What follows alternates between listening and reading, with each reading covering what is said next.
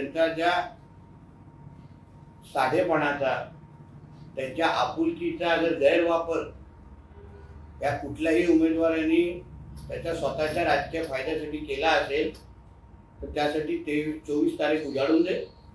आम्ही त्या संदर्भात आमची भूमिका स्पष्ट करू. आम्हाला आता जिल्ह्यात निवडणुकीच्या निमित्ताने वातावरण खराब करायचं नाहीये, म्हणून प्रत्येक भारतीय जनता पक्षाचा कार्यकर्ता याचा चोख उत्तर निवडणुकीच्या निकालाच्या माध्यमातून दे.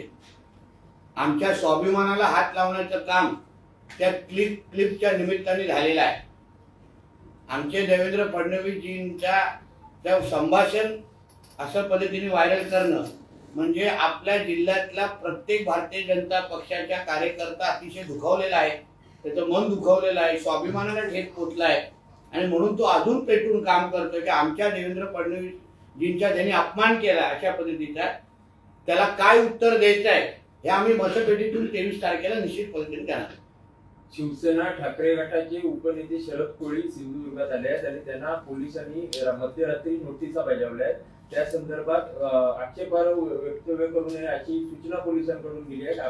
आपली या संदर्भातली भूमिका काय? पोलिसांचे काम करणार असे लोक असे असंख्य सगळ्याच पक्षाचे नेते मंडळी येणार, काही विकासावर बोलणार, काही अशा पद्धतीची घाणेरडी भाषणं करणार. तर शेवटी जसा पक्षप्रमुख तसे त्याचे कार्यकर्ते. उद्धव ठाकरेच्या जिभेला हाड कुठे आहे? उद्धव ठाकरे कुठे सुसंस्कृत आहे? म्हणून अगर पक्षप्रमुखच असा नालायक असेल तर अन्य त्याच्या समर्थकांकडून वेगळी काही अपेक्षा सिंधुदुर्गच्या जनतेने ठेवू नये.